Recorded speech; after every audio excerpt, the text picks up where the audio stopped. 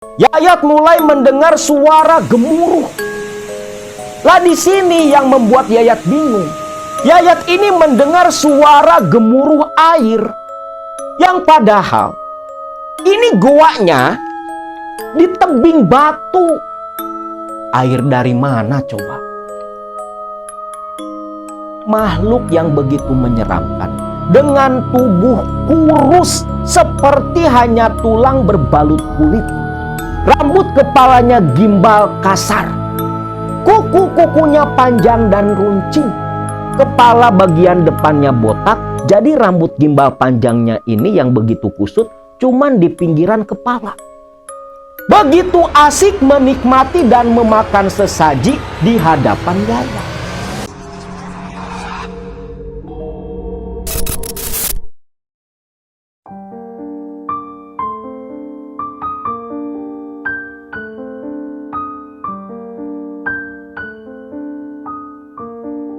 Assalamualaikum warahmatullahi wabarakatuh. Salam sejahtera buat semua Baraya KMS dimanapun kalian berada. Video kali ini tentang seorang pengusaha kerupuk yang pernah menjalani ritual pesugihan di sebuah goa di daerah Kediri di Gunung Wilis dan mendapatkan uang unlimited yang tak pernah akan habis selama si pelaku tetap menjalani kontrak pesugihan. Kisah ini dibagikan oleh anak dari almarhum yang merupakan pelaku pesugihan itu, di mana dulu di tahun 2000-an Mang Yayat, si pemilik usaha pabrik kerupuk di daerah Nganjuk, menjalani ritualnya dan hampir membuat anak pertamanya yang merupakan narasumber kita mati dijadikan tumbal pesugihan. Yayat adalah warga Ciamis yang dulu merantau jualan kerupuk di daerah Nganjuk, Jawa Timur. Waktu tragedi 1998, tragedi Mei, saat itu Yayat sedang berjualan kerupuk keliling, mengisi kerupuk ke warung-warung langganannya dengan sepeda ontel yang menemani dia selama bertahun-tahun. Waktu itu Yayat kerja jualan kerupuk di salah satu pabrik di daerah Nganjuk bersama dengan beberapa teman dari berbagai daerah. Dari Ciamis pun ada 3 orang yang ikut jualan pula bareng dengan Yayat. Akibat tragedi 98 yang tentunya Baraya semua tahu, pada waktu itu krisis moneter terjadi. Tentunya banyak usaha yang gulung tikar, hancur, bangkrut, dan pabrik kerupuk tempat Yayat bekerja mengalami dampak yang sama. Di awal tahun 2000-an, usaha pabrik kerupuk milik majikannya Yayat mengalami kebangkrutan. Hutang yang begitu banyak membuat pabrik berhenti beroperasi. Waktu itu, Yayat melihat peluang yang cukup besar ketika majikannya ini menyuruh beberapa mantan karyawannya pasca pabrik kerupuk bubar untuk menawarkan pabriknya itu. Jadi si pabriknya ini mau dijual. Waktu itu Yayat bertanya, "Bos, memangnya tuh pabrik mau dijual berapa?" "Gak gede kok. Ya paling cuman sekitar sekian puluh juta," ucap bosnya itu. Bagi Yayat itu agak begitu mahal, dikarenakan tempat pabrik berdiri itu lahan milik orang lain. Bosnya sendiri di sana hanya ngontrak. Pabriknya ya seperti pabrik rumahan. Jadi ngontrak rumah dan dijadikan pabrik oleh majikannya. Wah bos, kalau harga segitu mah ketinggian bos. Gak mungkin ada yang mau beli. Terlebih kalau bukan orang yang biasa main di kerupuk, pasti gak bakal ada yang minat bos. Ya habis gimana lagi ya, butuh duitnya segitu. Bos, gini aja lah. Gimana kalau saya bayarin sekian? Ucap Yayat. Yayat melihat peluang besar di sini. Kalau bosnya mau, tuh pabrik dibayar dengan harga sekian. Yayat bisa melihat masa depan yang baik untuk kehidupan keluarganya. Nah, di sini mungkin memang sudah takdir. Harga yang ditawarkan Yayat pun disetujui oleh mantan majikannya. Maka selepas itu Yayat pun pulang kampung ke Ciamis. Waktu itu Yayat minta tempo paling telat 1 bulan dan berjanji akan membayar sejumlah uang untuk mengambil alih pabrik. Balik ke Ciamis, Yayat pun menjual sawah dan kebun warisan dari almarhum orang tuanya. Selepas kebun dan tanah dijual, yang waktu itu laku cukup mahal karena berada di pinggiran jalan, Yayat pun balik lagi ke Nganjuk dan menyerahkan uang pembayaran pabrik milik mantan majikannya. Dan selepas pabrik beralih kepemilikan kepada Yayat, kontrakan yang waktu itu memang hanya tertinggal 3 bulan lagi, Yayat tambahi di kontrak 1 tahun penuh. Selepas semua sudah siap, pabrik sudah jadi miliknya, Yayat pun ngontrak rumah di sana. Lalu Ika dan Rido, anaknya yang waktu itu baru berusia 3 tahun, yang tinggal di Ciamis di kampung halamannya, langsung diboyong ke Nganjuk. Selepas anak dan istrinya ikut tinggal di Nganjuk, Yayat pun menghubungi kembali mantan-mantan karyawan untuk bekerja lagi menjalankan pabrik kerupuk itu. Namun di antara beberapa karyawan tentunya ada pula yang enggan ikut usaha dengan Yayat karena ditakutkan tak akan jalan seperti dulu sewaktu masih bekerja. Ada sekitar 6 orang penjual dan pengelola bagian produksi yang tak lagi bergabung dengan Yayat. Nah, Yayat selepas menghubungi semua karyawannya, karena memang sudah begitu pengalaman, pabrik pun mulai produksi. Awalnya semua berjalan cukup lancar. Namun, selepas 40 hari usaha pabrik kerupuk itu berjalan, mulai banyak kendala dan hambatan yang di luar akal sehat. Dari mulai minyak yang mendadak tengik lah, kerupuk yang baru dimasukin ke wadah plastik, mau berangkat dijual, udah melempem di tengah jalan, baunya juga tengik.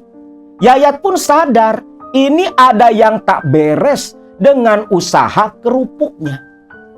Yayat mendiskusikan hal itu dengan sang istri, dan istrinya pun menyarankan Yayat untuk balik ke Ciamis menemui Mang Hasan, dukun langganannya Yayat.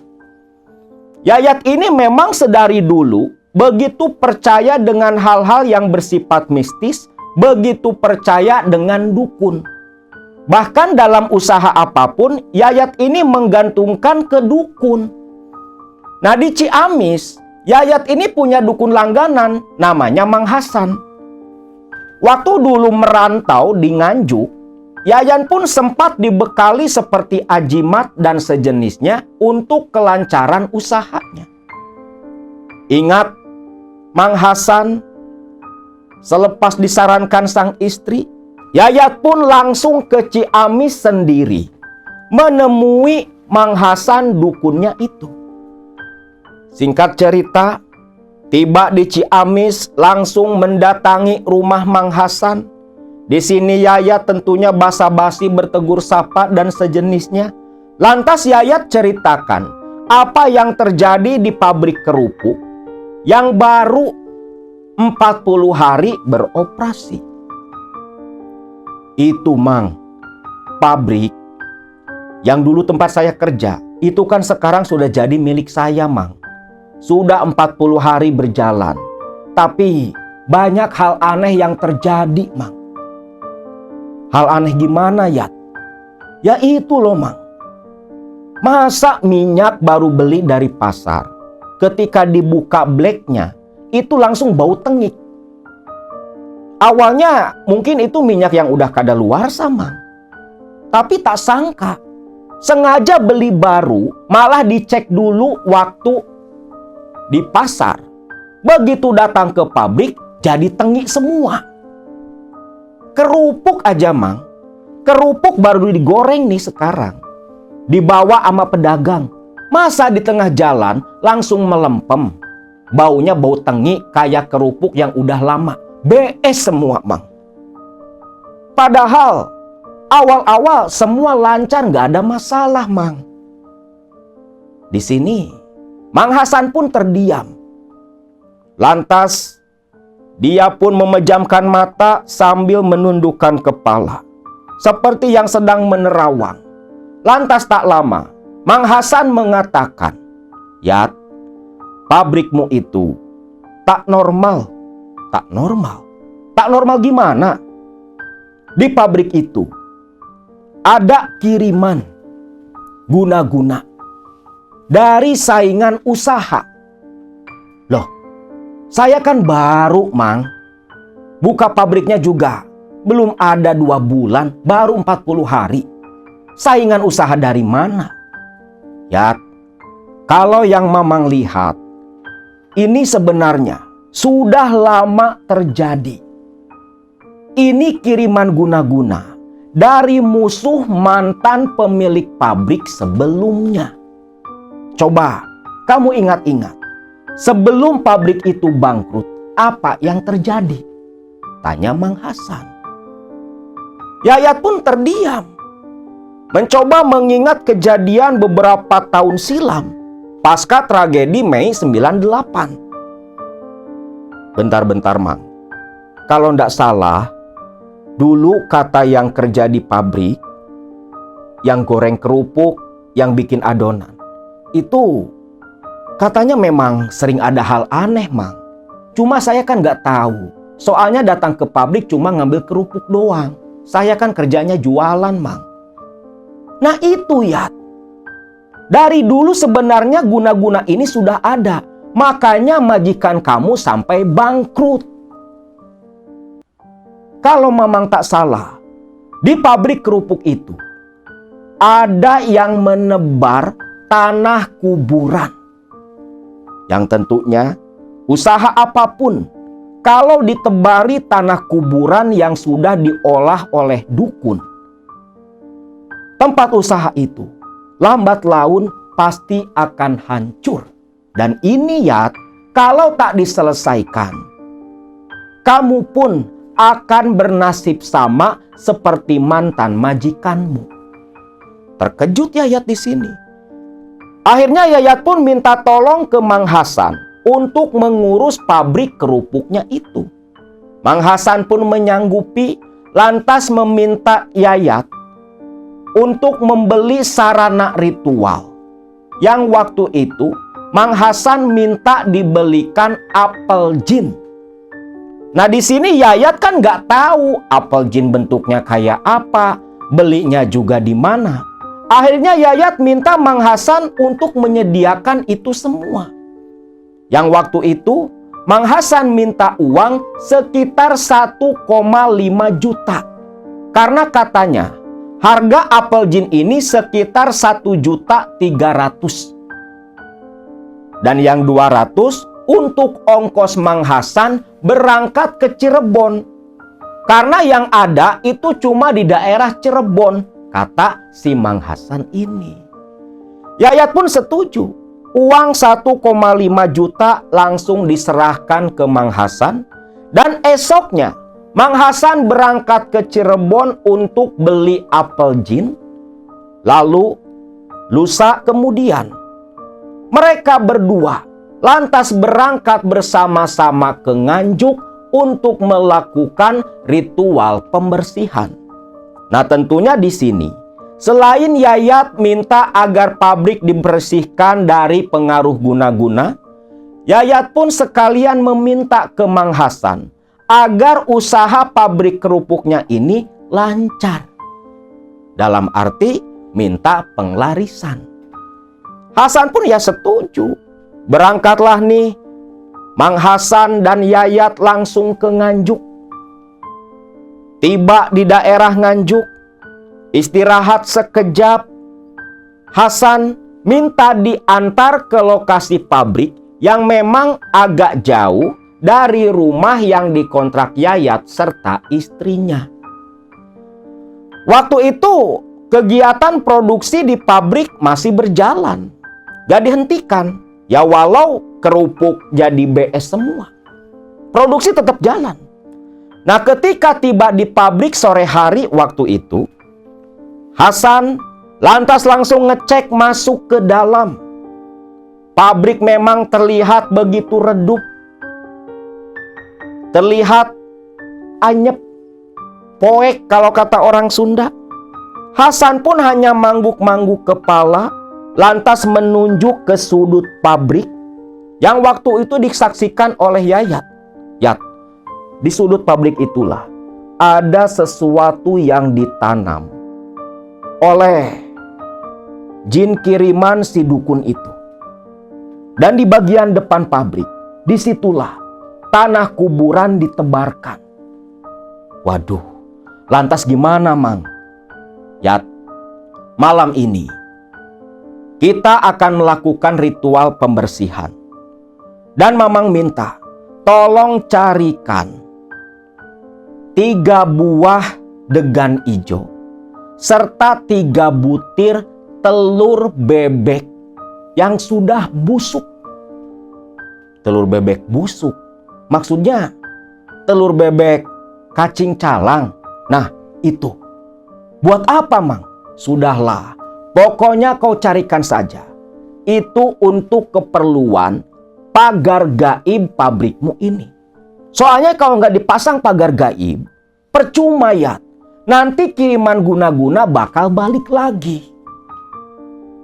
Nah, di sini Yayat pun memerintah ke beberapa anak buahnya untuk mencari keperluan yang diminta oleh Mang Hasan. 4 orang anak buah Mang Yayat lantas langsung menyebar mencari degan ijo dan telur bebek cacing calang atau telur bebek busuk yang gagal menetas. Tepat jam 7 malam, anak buahnya Yayat udah pada balik lagi ke sana. Ada yang ditugaskan nyari umbo rampe, sajen, ada yang nyari degan, ada yang nyari telur cacing kalang. Nah, yang nyali telur busuk ini 2 orang saat itu. Untungnya, semua keperluan yang diminta Mang Hasan cukup mudah dicari. Anak buah Yayat lantas menyerahkan semua permintaan Yayat. Dan tepat jam 9 malam, Hasan pun mengajak Yayat langsung ke pabrik untuk melakukan ritual pembersihan. Waduh, Mang, ini kira-kira setannya bakal datang enggak, Mang? Ya pasti datang, cuman kamu jangan takut. Toh kamu kan gak bisa ngelihat yang gituan. Cuman Mamang yang nanti bisa melihat. Kamu tentunya Mamang pagari biar tak terganggu oleh perlawanan mereka. Ucap Mang Hasan meyakinkan Yayat. Karena terus terang Yayat ini takut ngadepin yang gituan. Hasan dengan membawa sarana untuk ritual langsung menuju ke tengah pabrik. Di sana Yayat pun menggelar tikar Lalu kebutuhan ritual berupa sesaji, degan, dan sejenisnya diletakkan di sana. Yayat pun membakar arang untuk digunakan membakar apel jin yang sudah dibawa Mang Hasan. Waktu itu, Mang Hasan pun mengeluarkan sesuatu dari tas yang dia bawa. Itu berupa beberapa lembar daun. Yang Yayat sendiri nggak tahu itu daun apa. Mang, itu daun apa, Mang? Oh ini namanya daun pulus. Daun pulus. Bukannya itu daun yang bisa bikin badan gatel. Lah itu ya. Ini untuk sarana penglaris. Nanti akan Mamang tanam di 4 penjuru pabrik ini. Sebagai penglaris dan sebagai titik proteksi. Sebagai titik pagar goib. Bentar, Mang. Daun pulus yang bisa bikin tubuh gatel, hubungannya apa sama penglaris? Di sini Mang Hasan tersenyum. Ya, daun pulus itu kan gatel. Itu simbolis. Biar konsumen kamu itu pada gatel pengen beli lagi. Wah, cilaka dong kan? Makan kerupuk Mang Yayat bisa budugan loh. Tapi ya ini kata si Mang Hasan, itu nanti kalau yang beli kerupuk Yayat pasti gatel pengen lagi, pengen lagi. Yayat pun ya hanya percaya saja kepada si Mang Hasan ini. Selepas arang menyala, Mang Hasan menyuruh Yayat duduk bersila di belakang tubuhnya. Tak boleh jauh dari dirinya. Lalu si apel jin ini dibuka. Isinya ya madat. Madat ini kan ada beberapa versi, ada yang berbentuk seperti apel jin, ada yang isinya cair, ada juga yang padat seperti pasta. Kayak aspal lengket. Bentuknya ada pula yang kayak pasta gigi, yang sering Akang bilang madat Turki cap tengkorak. Itu dari Kuningan juga wadahnya. Nah, si madat ini pun dibakar. Bau wangi langsung menyebar di dalam pabrik kerupuknya Yayat. Di sini, Hasan pun mulai mengeluarkan pusaka miliknya berupa sebilah keris patrem berbentuk lurus, tak berkelok. Hasan pun memulai ritual di sana yang saat sedang melakukan ritual. Yayat teringat akan makhluk dan benda tanaman yang katanya ditanam oleh jin kiriman si dukun di sudut pabrik. Maka saat ritual, Yayat pun pandangannya fokus ke sana. Pandangan Yayat ini fokus menatap ke sudut pabrik yang tadi sore ditunjuk Mang Hasan. Di situ dekat penggorengan. Di tengah Mang Hasan yang sedang husuk melakukan ritual, membaca jampi dan mantra-mantra ajian yang dia miliki.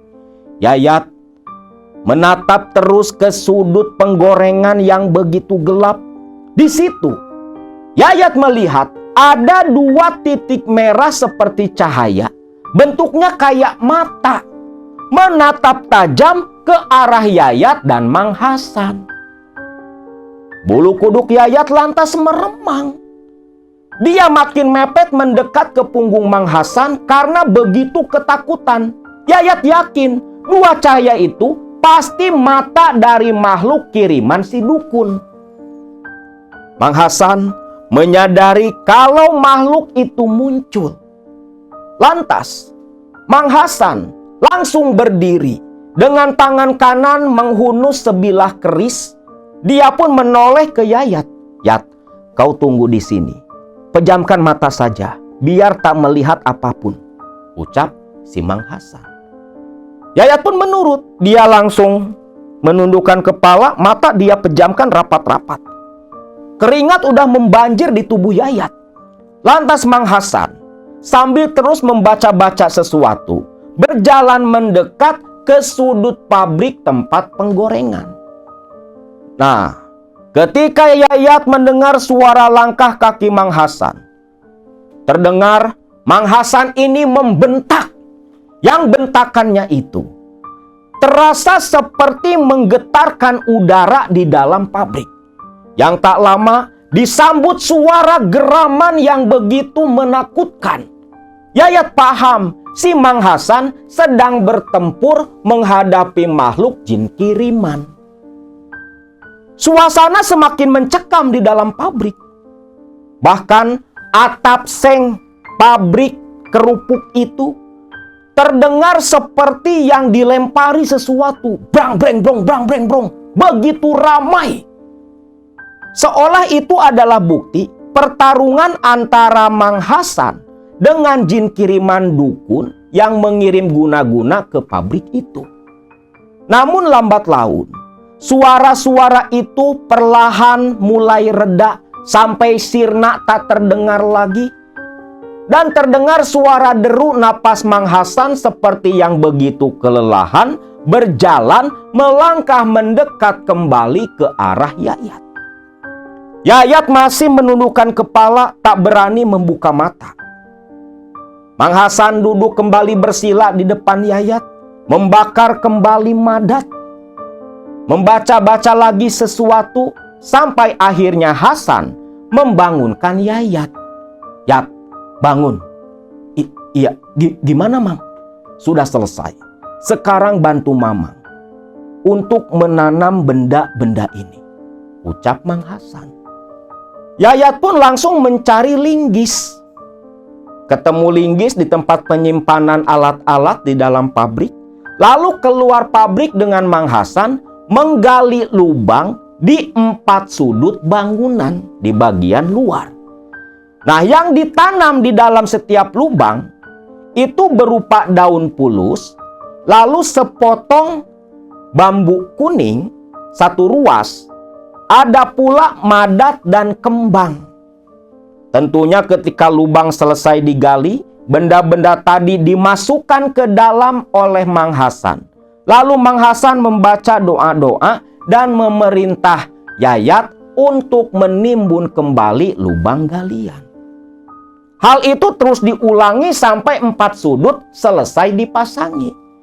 Selepas memasang di 4 sudut, Yayat dan Mang Hasan kembali masuk ke dalam pabrik.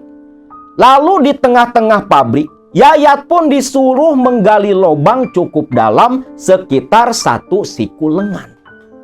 Mang, ini di tengah mau ditanam juga? Iya Yat, di tengah inilah yang nantinya akan menjadi pancar sekaligus pusat pagar gaib yang Mamang pasang. Yayat pun menurut, digali tuh di tengah. Begitu kelelahan karena lantainya itu kan udah dicor. Namun apa daya karena perintah dari Mang Hasan, terlebih untuk kelangsungan usahanya, capek-capek juga dilakonin sama Yayat. Dalam hati, alah, tahu kayak gini, tadi nyuruh barudak aja, nyuruh anak-anak saja, pikir Yayat. Selepas selesai digali, lalu degan yang sudah dipapas atasnya tuh, itu dalamnya dimasuki beberapa benda yang tidak Yayat kenali. Yang dia tahu cuman bunga dimasukin ke sana. Lalu si degan ini dimasukkan ke dalam lubang galian di tengah pabrik. Berikut dengan 3 telur angsa, telur bebek, cacing kalang, telur busuk, dimasukkan pula di dalam lubang. Sama kayak tadi. 1 ruas bambu kuning pun ditanam pula di sana. Lalu Mang Hasan kembali membakar dupa. Sambil baca-baca mantra, asap dupa pun diasapi ke dalam lubang. Yang selepas itu, lubang itu pun kembali disuruh ditimbun oleh Mang Hasan. Singkatnya, tanah langsung ditimbunkan kembali ke lubang galian. Lalu diratakan oleh si Mang Yayat. Lantas Mang Yayat bertanya, Mang, kata Mang Hasan, di sudut itu ditanami sesuatu. Apa udah diambil? Aduh, lupa Mamang. Untung kamu ingetin Mamang, Yat. Yuk, kita ke sana. Yayat pun mengangguk, mengikuti Mang Hasan ke tempat penggorengan. Tempat di mana makhluk tadi muncul. Nah, di sudut dekat penggorengan inilah Mang Hasan meminta linggis dari tangan Yayat, langsung dia gali. Tak lama sekitar 1 jengkal kedalaman tanah. Mang Hasan pun merogohkan tangannya ke dalam, lalu menarik sesuatu. Begitu dilepaskan genggaman tangannya, di situ ada sebuah buntalan plastik yang isinya buntalan kain dan selembar timah. Namun si timah ini penuh dengan rajahan seperti isim. Nah, inilah benda yang ditanam oleh jin itu. Ini bentuk benda kiriman dari si dukun yang mengirim guna-guna. Lalu, mesti diapakan mang benda ini? Benda ini harus kita larung agar tak bisa balik lagi kemari. Namun sebelum itu, kamu taburkan garam kasar ini di sekeliling pabrik, ucap si Mang Hasan. Yayat pun mengangguk. Lalu di baskom yang berisi garam kasar, uyah krosok, uyah badag, langsung Yayat bawa dan dia taburkan mengelilingi pabrik kerupuknya. Dan sisanya ditaburkan pula di depan halaman. Yang maksudnya kata Mang Hasan untuk menetralisir tebaran tanah kuburan. Selepas selesai, Mang Hasan menanyakan keberadaan sungai di daerah sana. Yat, di sini yang ada sungai besar. Sungai apa? Wah, ada Mang, gak jauh. Di Sungai Brantas aja Mang. Buat ngelarung? Iya, kita larung saja benda-benda ini ke Sungai Brantas. Langsung aja Yayat pun nganter si Mang Hasan menuju pinggiran Sungai Brantas dan melemparkan ke tengah sungai 2 benda yang katanya benda kiriman. Selepas prosesi pelarungan selesai tepat sekitar jam 2 malam, Yayat dan Hasan pun kembali ke Nganjuk ke tempat kontrakan rumah Yayat dan Ika. Nah, setibanya di kontrakan, mereka berdua langsung bergadang, tak tertidur sama sekali. Bahkan Ika pun ikut menemani selepas menidurkan Ridho anaknya. Nah, di sini Yayat meminta Mang Hasan untuk terus memantau usaha pabrik kerupuknya. Dan di sini Mang Hasan pun berkata, kalau memang harus seperti itu, karena penglaris pabrik kerupuk itu harus dicas, harus diperbaharui setiap 100 hari sekali. Jadi setiap 3 bulan sekali, nantinya Mang Hasan akan datang ke Nganjuk untuk memperbaharui penglarisan, memperbaharui pagar goib di pabriknya Yayat. Nah, di sini saling menguntungkan. Mang Hasan ada kerjaan langganan 3 bulan, pastikan dapat duit tuh. Nah, di sini Yayat pun ada keuntungan, usahanya dijaga dan ditopang oleh Mang Hasan untuk urusan ikhtiar kebatinan.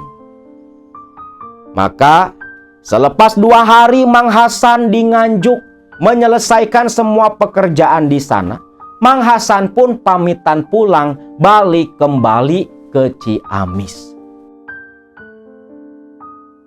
Waktu pun berlalu, tak terasa sudah 5 tahun pabrik kerupuk beroperasi. Kehidupan Yayat dan Ika serta Ridho anaknya sudah begitu mapan. Dari hasil usaha pabrik kerupuk mereka, Yayat bahkan bisa membeli kembali sawah dan kebun yang dulu dia jual buat modal. Sedangkan Mang Hasan sendiri, itu tiap 3 bulan sekali, 100 hari sekali, dia datang ke Nganjuk untuk melakukan ritual pembaharuan, protek pagar goib, dan penglarisan. Mang Hasan sendiri ya ikut menikmati hasil dari usahanya Yayat. Karena Yayat ini sekali ngasih uang ke Mang Hasan cukup besar. Istilah kata, kerja sehari, ngecas, pagar goib, dan penglaris itu cukup untuk hidup selama 1 bulan di kampung tempat tinggal Mang Hasan. Sejahtera juga nih hidupnya si Mang Hasan. Nah, satu ketika Yayat ini kedatangan tamu. Salah satu kawannya dulu sewaktu masih jualan kerupuk keliling dan mantan karyawan pula di pabrik yang sudah Yayat ambil alih. Jadi teman waktu Yayat masih jualan kerupuk waktu itu datang berkunjung. Namanya Mas Rudi, orang Kediri. Nah, di sini awalnya Yayat tak mengenali si tamu yang membawa mobil cukup mewah berhenti tepat di depan halaman rumah kontrakannya. Jadi di Nganjuk, walaupun usahanya Yayat ini sudah berkembang pesat, dia nggak bikin rumah di sana. Bikin rumahnya ya tetap di kampung halamannya di Ciamis. Di Kediri Yayat tetap ngontrak. Lawang sekali ngontrak rumah itu dibayarnya bertahun-tahun. 5 tahun biasanya. Nah, waktu itu Yayat lagi ngopi di teras bersama Ika istrinya. Kang, itu loh. Itu ada mobil kok berhenti di depan rumah kita. Mobil siapa ya, Kang? Bagus banget. Pengen atuh Kang punya mobil kayak gitu. Ya sabar. Fokus kita ini kan sekarang beli sawah sama tanah di kampung. Biar nanti kalau udah pensiun jualan kerupuk di sini, kita bisa pulang lagi ke Ciamis. Sabar dulu. Nanti ada uang lebih, kita beli mobil seperti itu. Ucap si Mang Yayat. Nah, pengendara mobil pun turun. Dan memang berjalan menuju mereka berdua. Loh, Kang, itu yang punya mobil kok malah kesini ya? Akang kenal. Yayat sendiri di sini perasaan kenal nih sama orang. Tapi agak sungkan, takut salah. Begitu mendekat ke teras, Yayat dan Ika berdiri sambil tersenyum. Orang itu pun beruluk salam. Assalamualaikum. Kang, masih kenal gak? Bentar, siapa ya? Masa lupa sih Kang? Dulu kan saya juga jualan kerupuk. Kita ini kan tidur satu kontrakan. Masa lupa sama saya, Kang? Lah, Rudi. Iya, Kang. Ini saya, Rudi. Waduh, Pangling. Pangling, Rud. Sekarang kamu beda banget, ucap Yayat. Rudi pun hanya tersenyum lalu bersalaman. Menyalami Yayat dan si Teh Ika. Mah, bikinin kopi satu lagi buat si Mas Rudi. Iya Kang. Ika pun masuk ke dalam membuatkan kopi. Lalu Rudi duduk bersama Yayat di teras rumah. Nah, di sini Yayat pun penasaran. Karena sudah 5 tahun gak ketemu sama Rudi. Rudi ini di mana? Karena dulu waktu Yayat nyuruh orang buat mencari Rudi agar ikut kembali jualan, Rudi ini nggak ada di kampung, katanya lagi ngerantau. Ya itulah Mas, ceritanya panjang. Nantilah, nunggu kopi dulu datang, ucap si Rudi sambil tersenyum. Nah, tak lama Ika pun datang suguhin kopi, lalu pamit masuk ke dalam rumah, membiarkan suaminya berbicara dengan Rudi tamunya. Nah, di sini mereka berdua pun bercerita panjang lebar. Rudi datang ke situ karena bertemu dengan mantan sesama penjual kerupuk yang bilang kalau pabrik sudah jadi milik Kang Yayat. Itulah Kang, saya ketemu sama si Suem waktu habis belanja dari supermarket. Katanya pabrik sudah jadi milik Kang Yayat. Hebat, gak nyangka loh Kang. Lah Rud, saya juga sama. Gak nyangka kamu bisa seberubah seperti ini. Selama ini kamu di mana, Rud? Ya itulah Kang. Dulu selepas pabrik bangkrut, saya kan pulang kampung ke Kediri. Ya kerja serabutan lah Kang. Sampai saya jadi kuli bangunan, segala macam pekerjaan saya lakonin. Sampai satu ketika, Kang, saya ini ikut merantau ke Jakarta. Namun di sana saya malah ditipu orang, Kang. Kerjaan yang dijanjikan gak ada. Saya sampai terlunta-lunta di Jakarta, hampir-hampiran jadi gembel, Kang. Untungnya, Kang, untungnya saya ini ketemu sama tetangga satu desa yang merantau di Jakarta pula. Lah saya pun dikasih ongkos bisa balik lagi ke Kediri. Sampai satu saat, Kang, di sini Rudi betul-betul jujur ke Kang Yayat. Dia nggak segan menceritakan di balik kesuksesan yang dia miliki pada waktu itu. Rudi bilang, kalau selepas terlunta-lunta di Jakarta, dia bisa balik lagi ke Kediri, itu dibantu oleh tetangga satu desa. Yang tak lama kemudian, Rudi ini dikenalkan oleh saudaranya kepada seorang dukun, juru kunci sebuah goa di lereng Gunung Wilis. Nah, itulah, Kang, saya dikenalkan oleh saudara saya ke seorang dukun namanya Mbah Kuncoro. Dia itu juru kunci sebuah goa di lereng Gunung Wilis, namanya Goa Gambir Loyo. Saya ritual di Goa Gambir Loyo, Kang. Dan dari ritual itulah saya bisa kaya raya seperti sekarang. Uang saya banyak. Buka usaha pun hanya sebagai kedok belaka. Karena uang saya ini gak pernah habis, Kang. Sampai sekarang sudah terbilang 4 tahun saya ikut ritual pesugihan di Goa Gambir Loyo. Yayat pun kaget, tak menyangka kawan satu kamar kontrakannya ini ngambil jalan pesugihan. Waduh, Rud, apa nggak takut kamu sama dosa?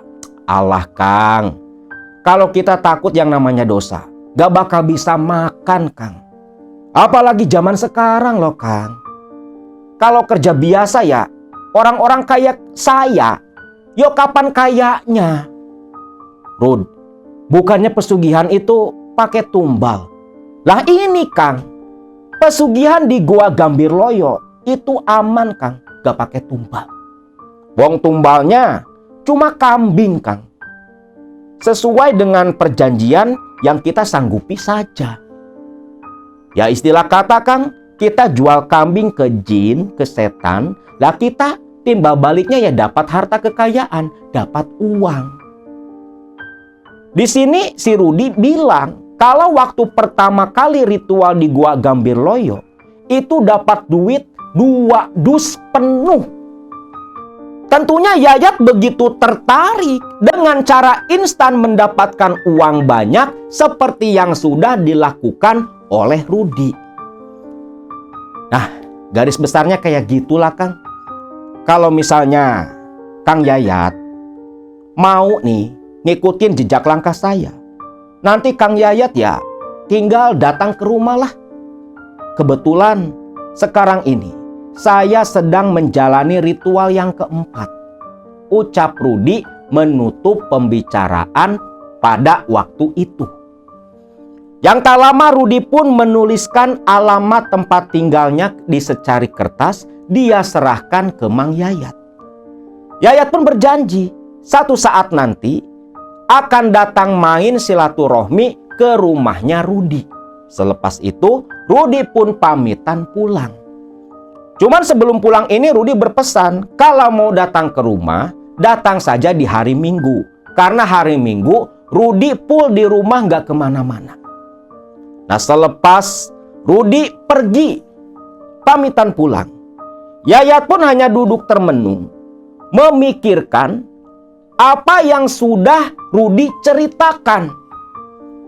Enak betul, cuma jual kambing ke setan bisa kaya raya kayak si Rudi. Pesugihan apa coba? Masa iya nggak pakai tumbal? pikir Yayat. Sampai malam hari pun, pikiran Yayat ini ya masih berkecamuk, masih mikirin masalah pesugihan ritualnya si Rudi. Karena sudah tidak tahan, karena ada dorongan keinginan untuk melakukan hal serupa. Yayat pun cerita ke Ika, istrinya. Mah, Akang mau cerita, Mah. Cerita apa, Kang? Itu loh, kawan Akang si Rudi yang datang tadi. Hebat loh, Mah. Dia bisa kaya raya tanpa kerja. Loh, kok bisa, Kang? Ya itu, Mah. Si Rudi sempat cerita. Katanya dia bisa kaya raya selepas ritual di Goa Gambir Loyo di Gunung Wilis. Wah, pesugihan berarti, Kang? Ya iya, pesugihan. Tapi pesugihannya ini nggak pakai tumbal, Mah. Wah, bener tuh, Kang. Bener. Si Rudi yang bilang sendiri. Waduh, boleh tuh, Kang. Mama kan pengen juga loh punya mobil seperti si Mas Rudi, mobil mewah. Lihat aja penampilannya, perlente loh, Kang. Iya, makanya Akang ini cerita. Akang ini tertarik, pengen nyoba ritual seperti si Rudi. Cuma, ya Akang mesti cerita dan minta izin dulu sama kamu, Mah. Kalau kamu ngizinin, Akang nanti mau minta tolong Rudi diantar ke sana juga. Dasar si Yayat yang memang begitu percaya sama yang namanya dukun, sama hal-hal mistis. Dasar imannya tipis. Selepas mendengar cerita Rudi, langsung tertarik ingin pula mengikuti. Nah, inilah manusia. Yayat ini kurang gimana mapan hidupnya. Sejahtera dia. Harta punya, rumah ada, kebun sawah punya. Masih dia itu merasa kurang, malah ingin melakukan ritual seperti Rudi. Ditambah didorong pula nih sama Ika, istrinya. Udah 11-2 iblis ini, mah. Maka selepas mendapatkan izin dan didorong oleh Ika, mau mencoba ritual dengan bantuan si Rudi. Hari-hari pun berlalu. Tepat 1 minggu kemudian, hari Minggu, Kang Yayat ini langsung berangkat ke Kediri. Pakai mobil bak yang dia punya, langsung ke alamat yang Rudi bagikan. Tiba nih di sebuah desa di daerah Kabupaten Kediri. Yayat pun menanyakan alamat ke warga yang dia temui di sana. Lantas ditunjukkan rumah yang katanya paling mewah di ujung desa itu. Yayat pun penasaran, semewah apa sih rumahnya Rudi? Waktu itu ya sekitar akhir tahun 2005. Yayat pun langsung menuju ke rumahnya Rudi berdasarkan arahan warga. Begitu tiba di sana, memang bukan main. Rumah 2 lantai dengan pagar besi dan pagar tembok berupa benteng mengelilingi rumah itu. Terlihat begitu mewah. Yayat sampai tak percaya. Gak salah ini. Apa bener ini rumahnya si Rudi? Ini mah udah kayak keraton, pikir Yayat. Yayat hanya berdiri bengong mondar-mandir di depan gerbang besi. Bingung dia. Karena terlihat gerbang tertutup, gak mungkin dia buka. Namun tanpa Yayat sadari, selama tadi Yayat mondar-mandir di depan gerbang, ada orang di halaman yang sedari tadi memperhatikan Yayat. Seorang perempuan seumuran dengan Ika, istrinya. Di tengah Yayat yang sedang melamun kebingungan menyandar di mobil pick-up yang dia bawa. Perempuan dari dalam halaman itu langsung mendekat ke gerbang. Mas, nyari siapa? Mbak, ini loh mbak. Apa benar ini rumahnya Mas Rudi? Oh iya, ini rumahnya Pak Rudi, suami saya. Loh, ini istrinya Rudi. Mas kenal sama suami saya? Yo kenal, ini saya Yayat dari Nganjuk, kawannya Rudi. Oh, ini toh yang namanya Kang Yayat, yang orang Ciamis itu. Iya Mbak, mau ketemu sama Pak Rudi, sama suami saya. Iya Mbak, Rudinya ada. Lah itu Mas Rudi itu lagi ngelayat ke rumah adiknya. Tapi ya sebentar lagi juga pulang. Mas nunggunya di dalam saja, mobilnya masukin ke dalam Mas. Iya Mbak, gerbang pun dibukakan oleh istrinya si Rudi. Yayat langsung masuk ke dalam, lalu disuruh menunggu di sebuah gazebo di pinggir kanan rumah mewah itu. Istrinya Rudi pun menyuguhkan minuman. Mas, saya tinggal dulu ya. Sebentar lagi Mas Rudi juga datang. Iya Mbak, makasih ya Mbak. Istrinya Rudi pamitan masuk ke dalam rumah. Yayat duduk sendiri menunggu si Rudi pulang. Tak berselang lama, sekitar 1 jam, Rudi pun datang dan terkejut melihat Yayat sudah ada di gazebo. Loh, Kang, kapan datang? Barulah 1 jam yang lalu. Katanya kamu habis ngelayat. Iya Kang, adikku semalam meninggal. Makanya tadi subuh langsung ke sana ngelayat Kang. Innalillahi. Sakit apa? Nggak sakit Kang. Ya mungkin sudah waktunya, ucap si Rudi. Rudi pun masuk ke dalam rumah, tak lama keluar lagi langsung ke gazebo dan bercerita dengan Yayat. Jadi, ada apa nih? Kang Yayat jauh-jauh dari Nganjuk kemari. Ya itulah Rud. Pertama kan pengen ketemu, kangen. Karena waktu ke rumah kamu ini kan gak lama. Ya sekaligus pengen nanyain loh, masalah ritual di Gua Gambir. Oh, Kang Yayat mau toh? Ya siapa yang gak mau Rud? Siapa sih orangnya yang gak mau kaya raya seperti kamu? Ya Allah, Kang Yayat ini kan sudah mapan loh. Punya pabrik, punya segala macam. Masih kurang. Hah, Rud. Yang namanya duit, namanya harta. Ya pasti bakal kurang terus lah. Gak bakal cukup. Jadi gimana nih? Kamu bisa ndak antar Akang nemuin si dukun itu? Bisa Kang, bisa. Kebetulan ya, hari ini juga saya mau ke sana. Mau menyelesaikan ritual saya yang keempat. Wah, kebetulan tuh. Barengan aja, ucap si Mang Yayat. Rudi pun gak pikir panjang. Lantas dia salin pakaian, lalu mengajak Yayat langsung menuju ke rumah juru kunci. Goa Gambir Loyo yang tepat berada di lereng Gunung Wilis.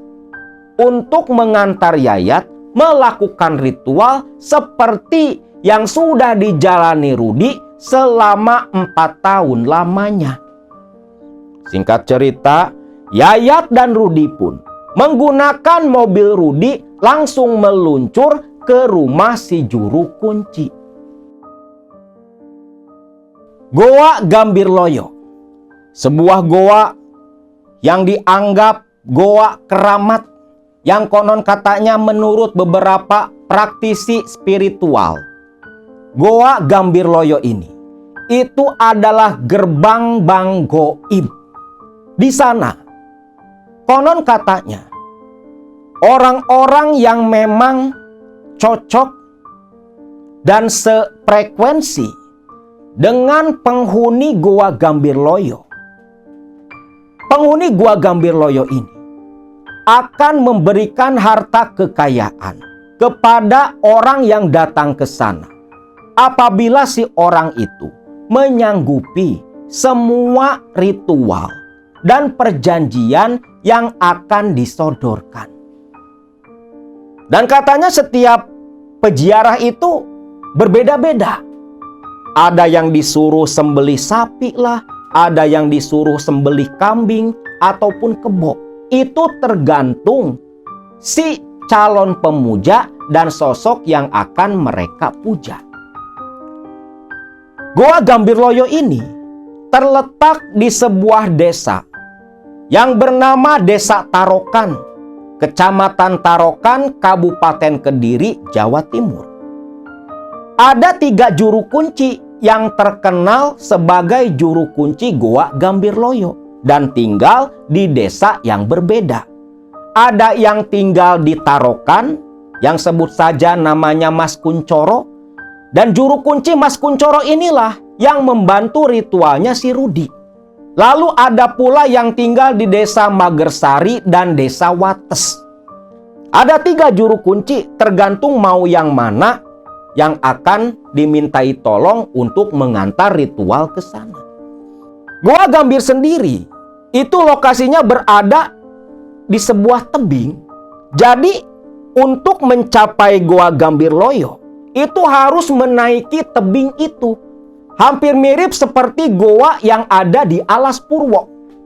Yang waktu itu yang pesugihan jual darah, yang harus menyediakan darah manusia di waktu-waktu tertentu, dan nanti si Hodam Pusakanya memberikan uang cash sebagai timbal baliknya.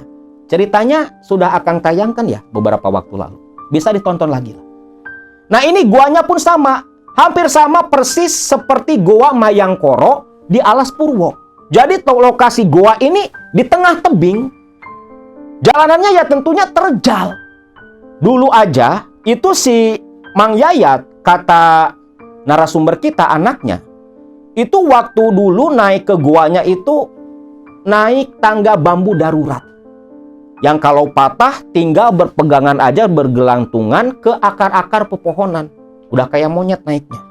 Kalau sekarang sih setahu Akang itu sudah ada kayak tangga-tangga besi. Ya karena mungkin sering datangnya peziarah ke sana dan dijadikan salah satu destinasi wisata alam pula. Lokasinya sudah diperbaiki, gak seperti dulu. Singkat cerita, sekitar jam 3 siang, Yayat dan Rudi pun tiba di Desa Tarokan dan langsung menuju ke rumah juru kunci yang bernama Mas Kuncoro.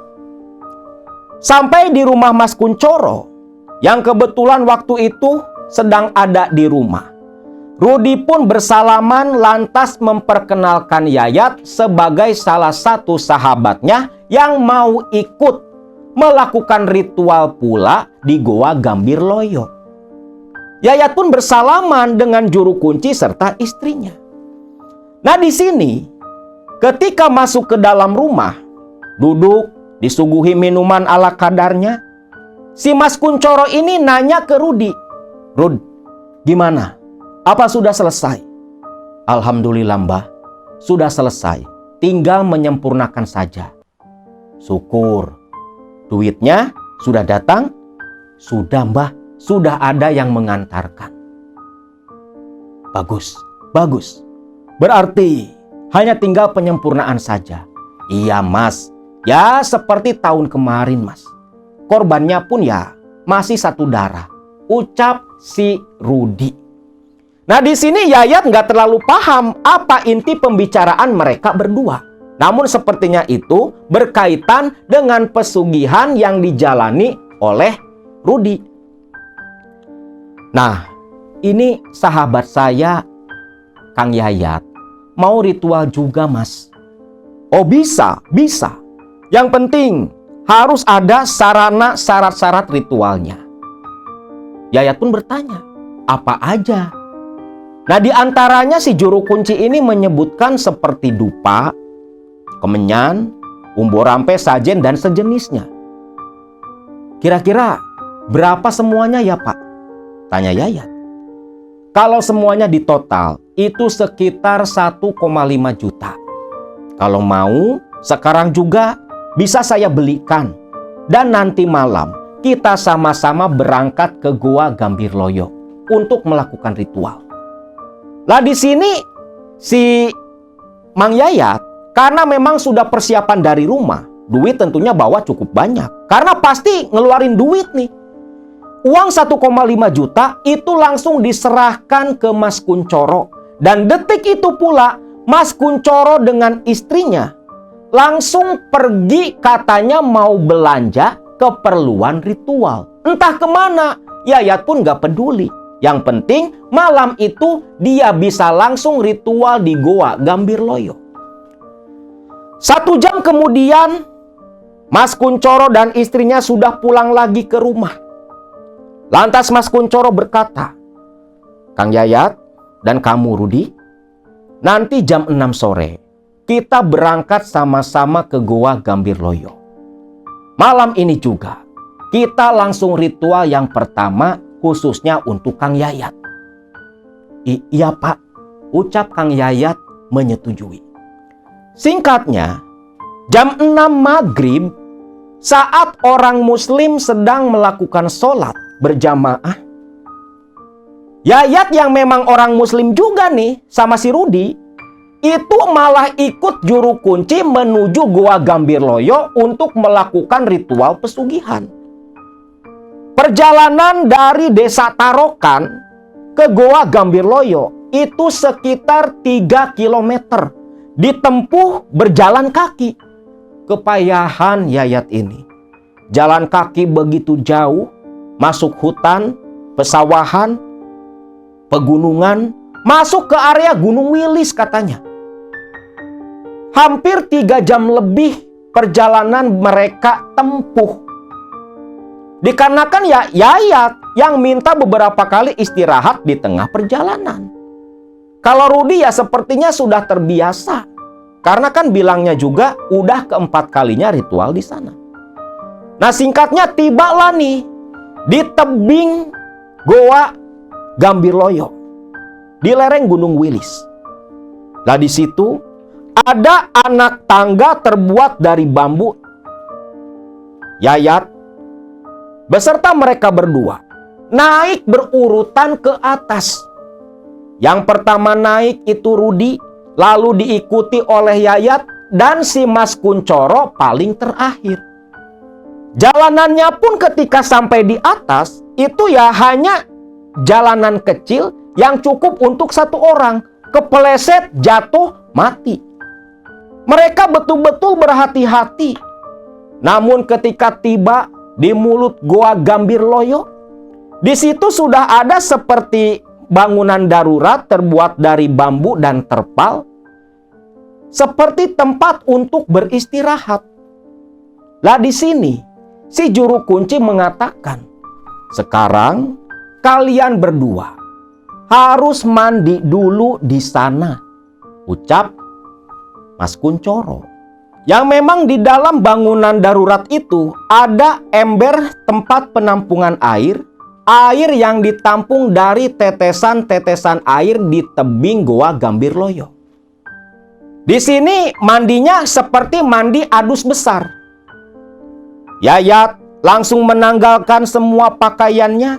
Tentunya air itu pun ditaburi kembang 7 rupa oleh Kunchoro si juru kunci. Lalu Yayat pun mulai mandi di sana. Selepas selesai mandi, mengenakan kembali pakaian dan masuk ke mulut Goa Gambirloyo. Lantas selanjutnya giliran Rudi mandi pula di sana.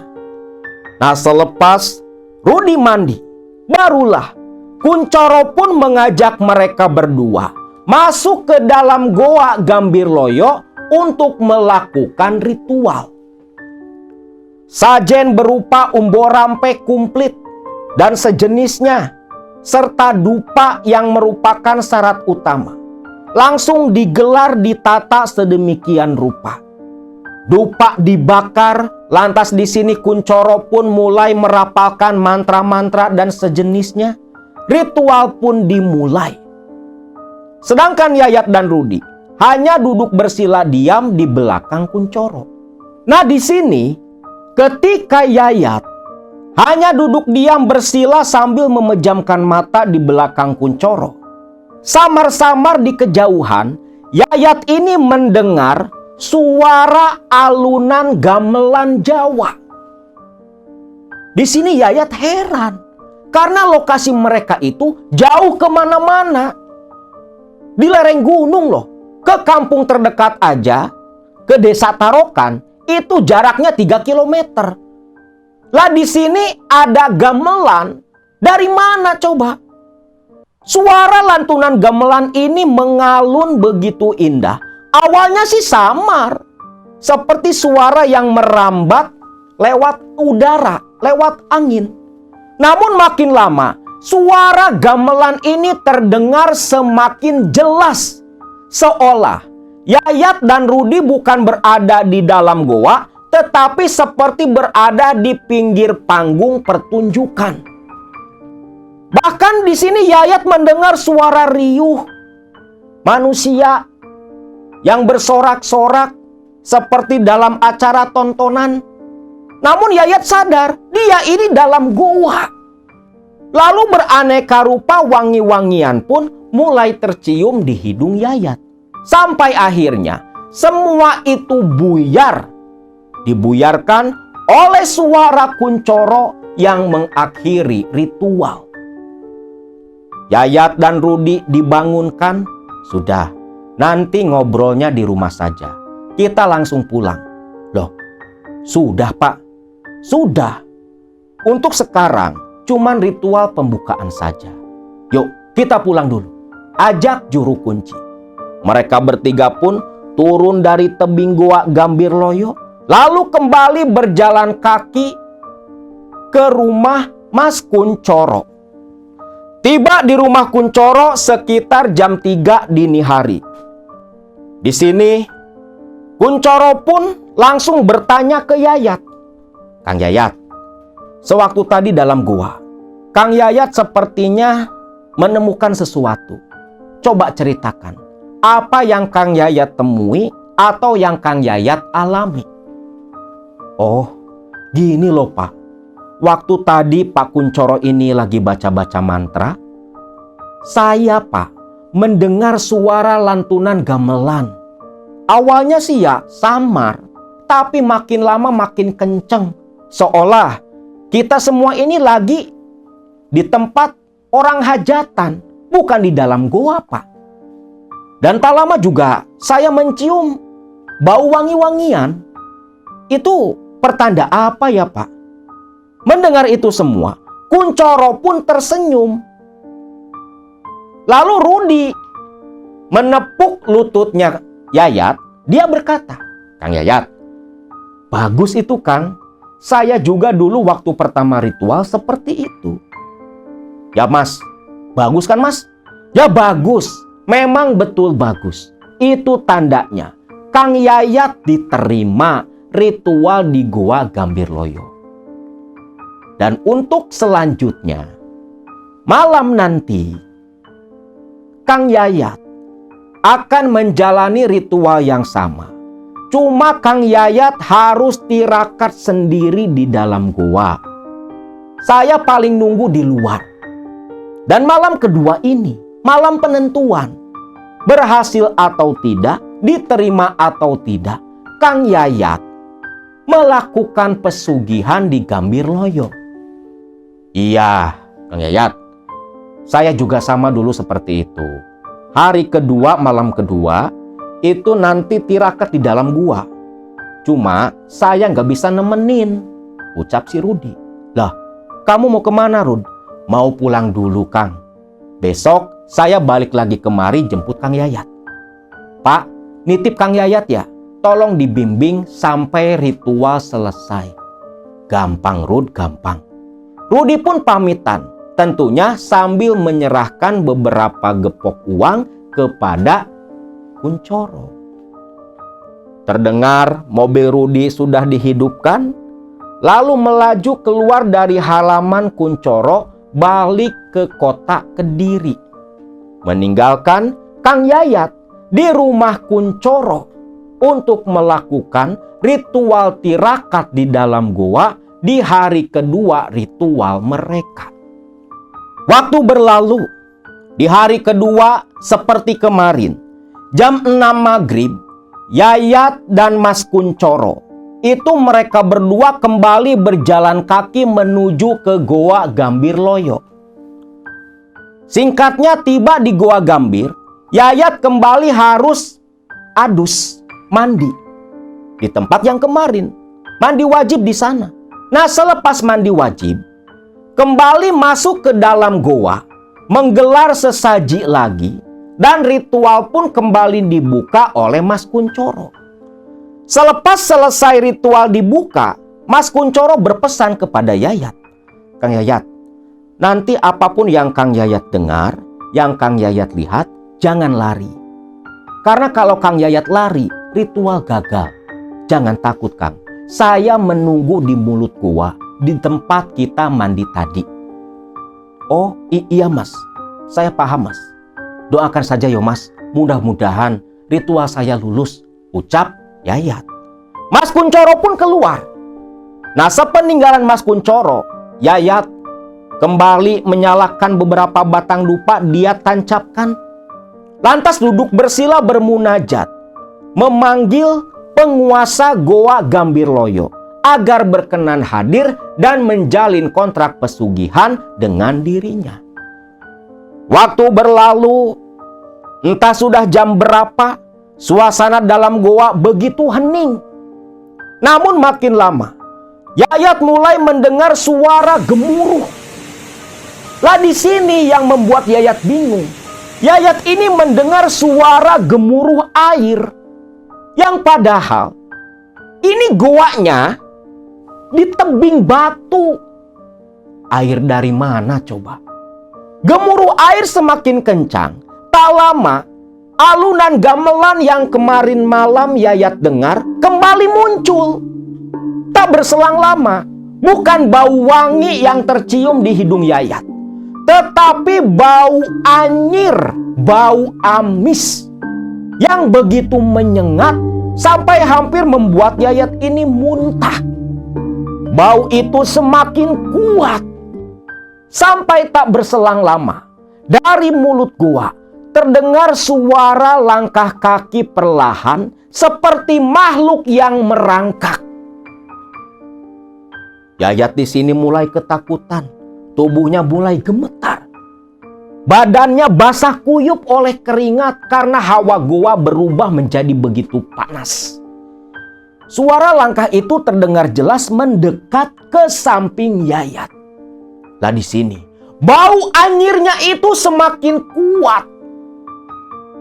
Bahkan napas hangat berbau anyir, berbau busuk, itu menerpa bagian samping kanan tubuh Yayat.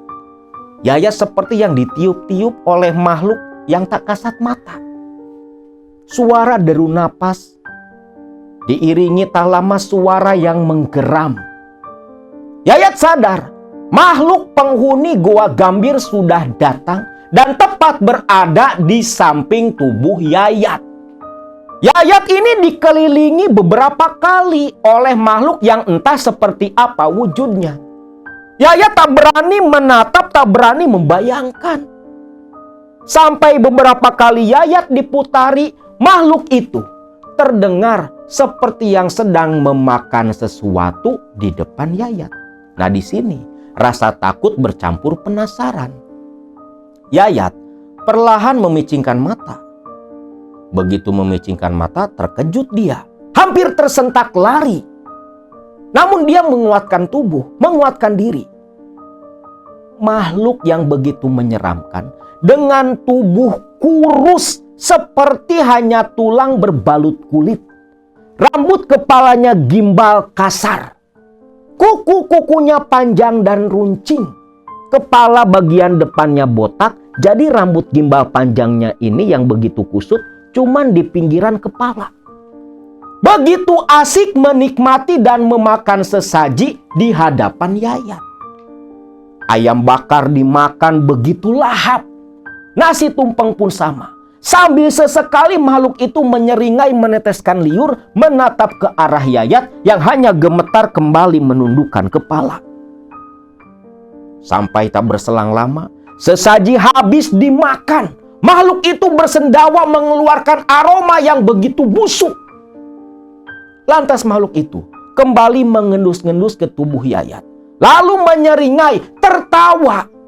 Lantas selepas tertawa yang menggema di dalam goa, makhluk itu pun lenyap menyisakan bau anyir yang begitu memuakkan.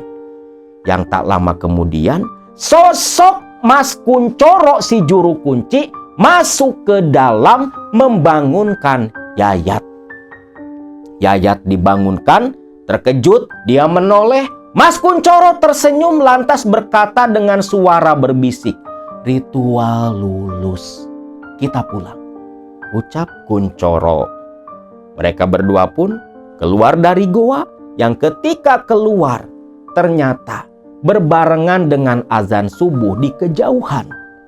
Mereka berdua pun turun ke bawah tebing, lalu pulang kembali ke rumah Kuncoro di desa Tarokan. Singkat cerita, tiba di Tarokan pagi hari. Yayat disuruh istirahat, sedangkan Kuncoro langsung masuk ke dalam rumah, ke dalam kamar. Katanya mau ritual untuk meminta petunjuk apa yang harus Yayat lakukan. Yayat pun menunggu di ruang tamu. Tak berselang lama saat Mas Kuncoro lagi di dalam kamar, mobilnya si Rudi datang. Yayat pun keluar salaman sama Rudi. "Gimana Kang Yayat?" Katanya sih lulus. Alhamdulillah, sekarang tinggal nunggu wangsit dari Mas Kuncoro. Katanya beliau lagi nyari petunjuk dulu. "Oh, syukurlah. Kang Yayat udah ngopi?" "Ya belum." "Rokok nih Kang." Si Rudi nyodorin rokok, langsung diambil sama Yayat. Mereka duduk berdua ngobrol di teras rumahnya Mas Kuncoro. Sampai tak lama Kuncoro pun keluar, memanggil Yayat dan Rudi masuk ke dalam. Di sini Mas Kuncoro pun mengatakan, "Begini Kang Yayat, saya dapat wangsit. Kang Yayat, untuk menyempurnakan ritual harus mempersembahkan kambing kendit. Kambing kendit itu nanti disembelih dan kepalanya ditanam di bawah tebing Goa Gambir Loyo. Namun ingat, untuk ritual yang ketiga ini, Kang Yayat harus datang kemari bersama istri." Waduh, kalau masalah istri sih bisa Pak. Wong istri saya udah sepakat ngedukung ritual ini. Tapi nyari kambing kenditnya kemana Pak? Gampang, itu biar nanti saya yang carikan. Asal Kang Yayat sanggup mengganti kambing kendit itu. Berapa Pak? Nah si juru kunci waktu itu bilang sekitar 5 jutaan lah harga kambing kenditnya. Yayat pun menyetujui. Waktu itu Yayat cuma ngasih duit 2,5 juta, yang sisanya akan dibayar nanti ketika datang kembali ke sana. Lalu hari itu Yayat disuruh balik ke Kediri dan datang lagi ke sana hari Senin malam Selasa untuk ritual terakhir di Goa Gambir Loyo. Selepas itu semua, Yayat dan Rudi pun pamitan. Rudi mengantarkan Yayat ke rumahnya. Tiba di rumah Rudi, ngambil mobil pick up-nya Yayat. Yayat pun balik ke Nganjuk, lantas berdiskusi dengan Ika istrinya. Tentunya di sini Ika pun sepakat. Terlebih lagi Kang Yayat tidak menceritakan kejadian aneh, kejadian mengerikan yang dia alami ketika tirakat malam kedua. Dia takut Ika mundur dan tak mau ikut ritual. Singkat cerita, hari Senin pagi-pagi, Yayat dan Ika langsung menuju desa Tarokan di Kediri. Tentunya pergi ke sana. Yayat ini tak perlu lagi minta ditemani oleh Rudi karena sudah paham lokasi dan daerahnya. Yayat hanya berangkat berdua bersama sang istri, sedangkan Rido ia dititipkan ke salah satu tetangga di samping rumah kontrakannya. Tiba di Tarokan, di rumahnya si Mas Kuncoro, itu sudah tertambat seekor kambing kendit di belakang rumah, yang katanya mau disembelih hari itu juga. Lalu kambing kendit pun disembelih tentunya selepas dirituali dan diberikan sesaji. Kepalanya langsung dibungkus kain kapan. yang tentunya darah langsung melumuri kain kafan itu. Kain kafan disimpan yang berisi kepala domba. Sedangkan badan si domba kendit itu langsung dimasak, di mana Yayat dan Ika harus memakan daging olahan domba kendit, yang sisanya itu dibagikan ke para tetangga Mas Kunchoro. Waktu maghrib, Yayat dan Ika mengikuti Mas Kunchoro kembali ke Goa Gambir. Untung yang terakhir ini, mereka gak perlu naik ke goa, hanya sampai di bawah Goa Gambir Loyo untuk melakukan ritual penanaman kepala kambing kendit. Kepala kambing kendit ditanam di sana, tentunya dengan ritual-ritual yang dilakukan oleh si Mas Kunchoro. Selepas selesai penanaman kepala kambing kendit, mereka berdua pun kembali mengikuti Mas Kunchoro pulang ke Tarokan. Tiba kembali di Tarokan di rumahnya Mas Kunchoro, Kunchoro masuk ke dalam kamar melakukan ritual.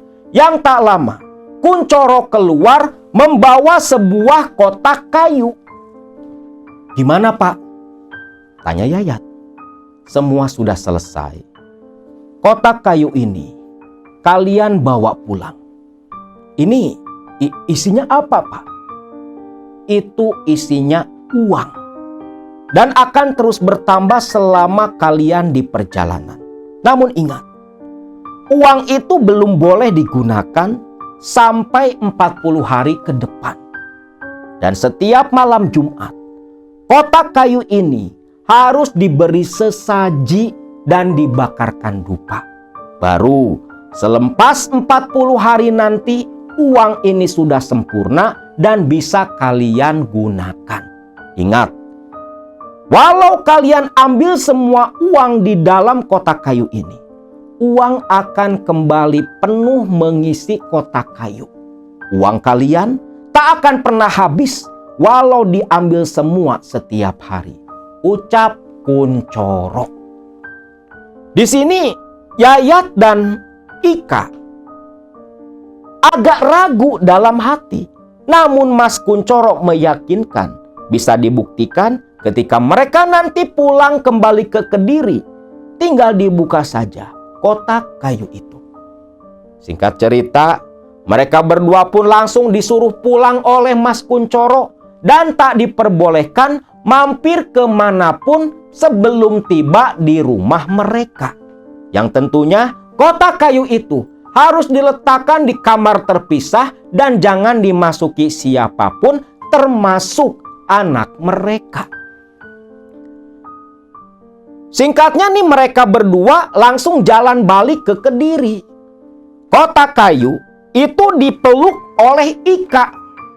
Di perjalanan, Ika ini berkata ke Kang Yayat, "Kang, aneh ya Kang, waktu nanam kepala domba di tebing Goa Gambir Loyo, kok saya malah lihat si Rido?" "Lihat si Rido? Lihat apa?" "Ya itu loh Kang, ketika kepala kambing dimasukkan ke lubang, saya malah ngelihat Rido anak kita." "Lah, wajar. Kamu ini kan selama ini gak pernah jauh dari si Rido. Ya mungkin si Rido aja lagi ingat sama kamu. Itu cuman insting seorang ibu," ucap si Kang Yayat. Ika pun hanya mengangguk saja. Lalu di tengah perjalanan memasuki daerah Nganjuk, Ika merasa kotak kayu di pangkuannya itu semakin bertambah berat. "Kang, ini kok kotak kayunya makin berat ya?" "Masa sih? Bener loh Kang." Yayat pun ingat, katanya kotak kayu itu akan terisi oleh uang sepanjang perjalanan mereka ke Nganjuk, ke rumah. Dan ketika tiba di Nganjuk, balik ke rumah kontrakan, mereka langsung menuju ke kamar yang memang ada satu kamar kosong di rumah kontrakan itu. Begitu masuk ke dalam kamar, kotak kayu dibuka. Isinya uang semua, full, penuh. Namun uang-uang itu berbau begitu wangi. Kang, duit Kang, duit. Ya itulah, berarti memang betul. Mas Kuncoro dan si Rudi gak bohongin kita. Cuman ingat, kata Mas Kuncoro, duit ini belum sempurna, belum bisa digunakan sebelum 40 hari. Dan tiap malam Jumat harus terus diberi sesaji. Dan baru nanti uang ini bisa kita gunakan untuk keperluan kita. Ucap si Kang Yayat. Ika pun mengangguk paham, lantas kotak kayu dimasukkan ke dalam lemari. Dan memang setiap malam Jumat oleh Kuncoro dan Ika, kotak kayu itu terus dibakari dupa, terus diberi sesaji. Yang tentunya dengan harapan uang di dalam kotak kayu itu bisa mereka nikmati dan bisa mengantarkan mereka hidup bergelimang harta. Nah, itulah kisah dari Kang Yayat yang menjalani ritual pesugihan di Goa Gambirloyo, lereng Gunung Wilis, mendapatkan kotak kayu yang akan terus terisi uang selama ritual pesugihan tetap mereka lakukan.